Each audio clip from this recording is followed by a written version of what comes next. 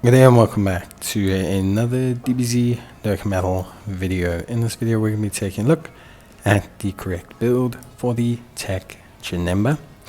Now TEQ Janemba is a very interesting unit. I'll do a review on him later and I'll discuss this in a bit more length.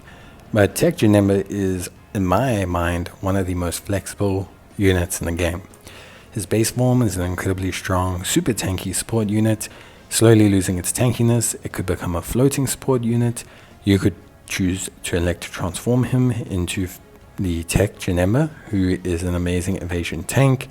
If you need another tank, you can transform him even early and get that big damage from Janemba as well. So just in this unit, we've got evasion, we've got damage reduction, we've got support, we've got transformation to become a damage dealer.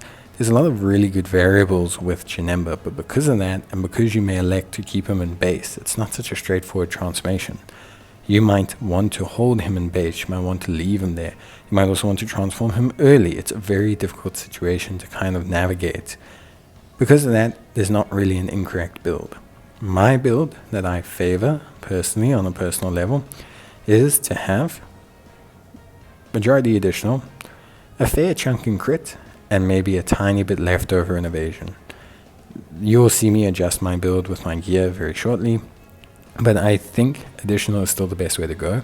It maximizes the stacking attack in the base form, which does help the damage of the secondary form, and also the defensive abilities of both in terms of raw defense and the offense of the second form. So for me, it merits both transformations, or both sides of the coin.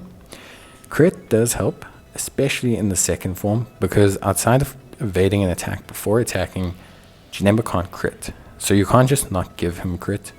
Like, yes, he crits guaranteed when he evades an attack, but if he doesn't evade the attack, you're just going to be hitting huge attack stats that don't crit. And in Dokkan right now, those big attack stats do not crit, they do not matter. And then, obviously, evasion.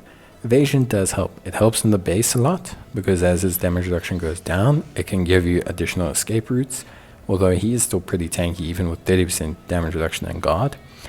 And obviously on top of that, it helps out the secondary form, because if you have additional little bits of evasion, it boosts his effective evasion rate from 80% to 82, 83, even 85%.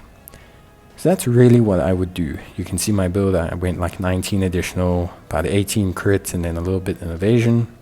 In terms of, obviously, where to get the orbs, unfortunately right now there is no place to pick up big orbs for Janemba. There's no exclusive orbs, there's no growth event, there's no skill orb event, there's only ESBR right now that's going to give you any avenue to getting orbs. And that's that. There is unfortunately no other way right now. Burst mode is not giving orbs. Nothing else is giving orbs. The only thing is Extreme Super Outright, which is great. You can pick Corroded Body of Mind or Movie Bosses or something.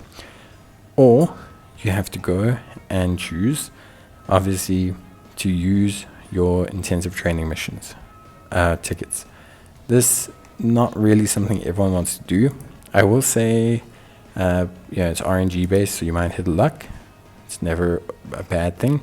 There's no specific chest either, so you're not getting like the absolute strongest orbs, but you can still get some good ones. But yeah, that kind of covers, unfortunately, all the places you can get orbs right now. With that being said, that's it from me. I hope you guys enjoyed the video. Let me know. See you next time. Bye.